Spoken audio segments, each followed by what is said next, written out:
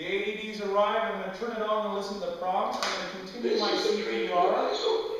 No shock will be delivered. Unless I have to stop. So I'm doing my 30 to 2. Remove clothing from a person's chest. I already have removed the clothing. That's the first part I've done. Attach pads firmly to person's chest, as shown. Now when it comes to attaching the pads onto the victim, I want to debunk some myths here. One thing that I want you guys to not be too concerned about is hair. If there's hair on the victim's chest, as long as it's not wet, it's still going to stick. The pads will stick. First aid kits and sometimes AED come with single blade razors. It's going to take you 20 minutes to shave the chest of a victim who's got a hairy chest before you put these things on. That's a lot of wasted time, so I want you to ignore that and put these things on. There's other videos on the internet available. You can see that they've tried these things on a hairy chest and it still worked. I want you guys to be cautious of anything metal. If you see a pacemaker, which looks like a stack of tunis underneath the skin, I want you to put the pad just a little bit lower than the pacemaker. You don't want the electrical current going through the pacemaker. It's going to make some sparks happen. If you see an internal defibrillator, so you'll see it just under the chest, maybe you'll see beeping and shocking, that's fine, you can still put these things on.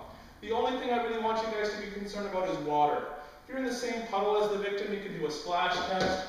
If the water splashes back at you when you tap it on the ground, that means there might be too much water, you might get a little bit of a shock. If you're concerned about the shock, you can move the victim or get rid of the water before you put on the pads. Metallic objects as well, maybe you're standing on the same metallic object. You can stand on your feet if you've got shoes on and then press the shock button. This way the rubber soles will prevent you from getting shocked. No hair on the chest. The AED pads will not work and will not stick if the chest is hairy. So you want to, in aquatic environments, lifeguards will have those sham wows or other towels to dry off the chest before they put the AED pads on. I want you guys to put them on. If you're not sure, put them on. If you're not sure it's going to work or if they need them, just put it on. The AED has a sensor that picks up the electrical impulses sending to the heart, and if the impulses aren't the right for being shocked, it won't shock the victim. So don't be scared of shocking a victim that doesn't need it because the AED won't let you do it.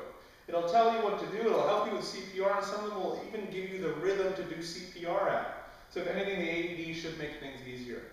The key thing is chest has to be dry. I want you guys to turn it on and listen to the prompts. Don't get ahead of the game by starting to plug stuff in and put the pads on before you turn it on. Turn it on, listen, it makes things a lot easier.